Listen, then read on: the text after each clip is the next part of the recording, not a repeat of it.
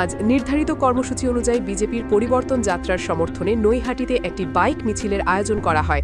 এদিন নৈহাটির নদিয়া জুটমেল মোড় থেকে বিজেপি নেতাকর্মীরা বাইক মিছিল শুরু করেন। মিছিলটি ঘোষপাড়া রোড ধরে এগুতে থাকলে নৈহাটি গৌরীপুর মোড়ে পুলিশ তাদের পথ আটকায়। পুলিশের বাধা ঘিরে বিজেপি কর্মীদের সঙ্গে পুলিশের রীতিমতো ধস্তাধস্তি শুরু হয়। ঘটনাকে কেন্দ্র করে এলাকায় ব্যাপক উত্তেজনা ছড়িয়ে পড়ে। পরে পুলিশের হস্তক্ষেপ ও প্রচেষ্টায় পরিস্থিতি নিয়ন্ত্রণে আসে। ঘটনার জেরে এলাকায় কিছু সময়ের জন্য উত্তেজনাপূর্ণ পরিস্থিতি তৈরি হলেও পরে পরিস্থিতি স্বাভাবিক হয়। ঘটনাস্থলে মোতায়েন ছিল বিশাল পুলিশ বাহিনী। উত্তর 24 পরগনা থেকে সৌভিক সরকারের রিপোর্ট, স্টিং নিউজ।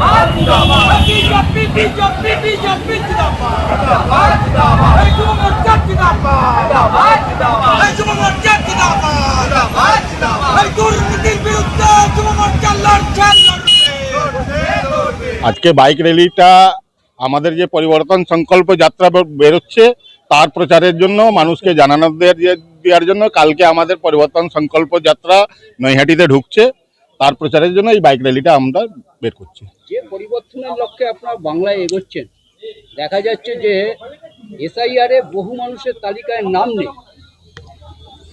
হ্যাঁ, বহু মানুষের নাম নেই, নাম শুধু নেই, নাম ওর পেছনে কিছু না কিছু সমস্যা রয়েছে, কারণ নামের সমস্যা রয়েছে।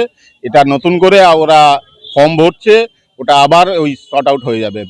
কি করে সম্ভব? নির্বাচনটা একটা লোকেরও যদি নাম না ওঠে তাহলে তো ভোটার তালিকায় সেইটা নির্বাচন কমিশন ঠিক করবে ওরা কিভাবে নির্বাচনটা করাবে।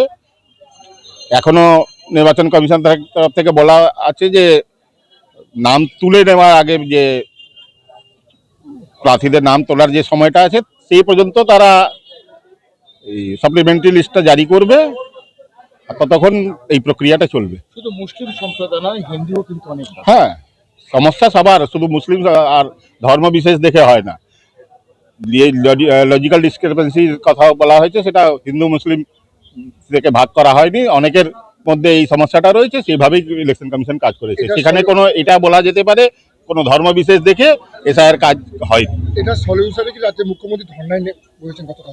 উনি নাটক করতে চাইছেন, ও শুধু সিম্প্যাথি দেখানোর জন্য আমরা মানুষের পাশে আছি।